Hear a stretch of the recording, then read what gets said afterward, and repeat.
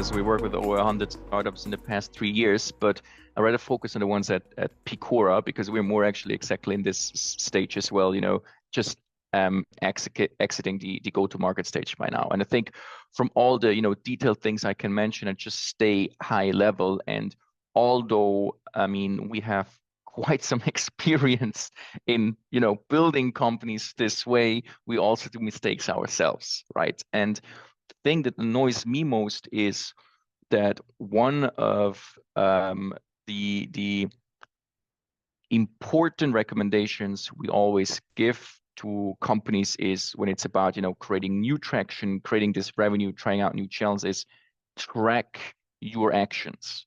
You need to make sure that every initiative, experiment, or whatever you do, that you track this, you really measure what's the result that actually came out of this. Because what happens if you don't do that is you start with one initiative, it could be webinars, it could be outbound sales, it can be digital ads and whatsoever. It works for a while, then it stops working for a while. And then 2 years later, you're sitting there and you're like, hey, why is our marketing engine not properly working, or why is it no longer working again? And then you sit down with the team and they come up with ideas and you're like, dude, that's the same ideas we were talking 2 years ago. Like, what happened, right? So this is slowing you down. It's very important that you learn as quickly as possible. So with every initiative you do, really document what you're doing, write down what the results are, and then also write down what the conclusion out of this has been, because that saves you so much time from running in circles that will actually help you to develop the business into the same direction. So it's a very high level answer, but that's the most important learning for me to do that more thoroughly.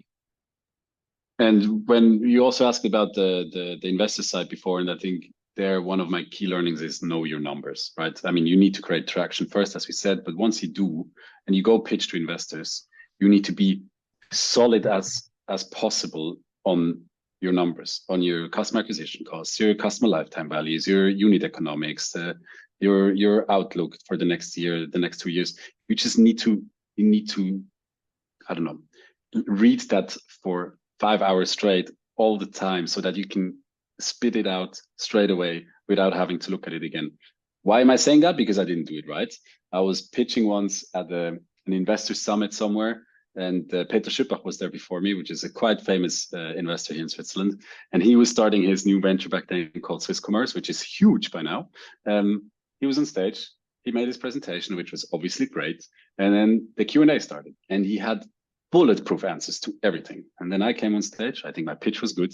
Then they started asking me about unit economics and these sort of things. And I had zero answers, and I looked like the biggest douche ever.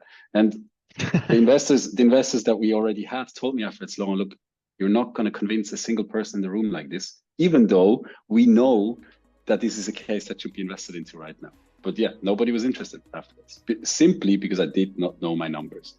And that's, I think, one of the first red flags that comes up with investors is if they feel like you don't know the unit economics or the revenue numbers and these sort of things on your company. So you always need to be prepared for that.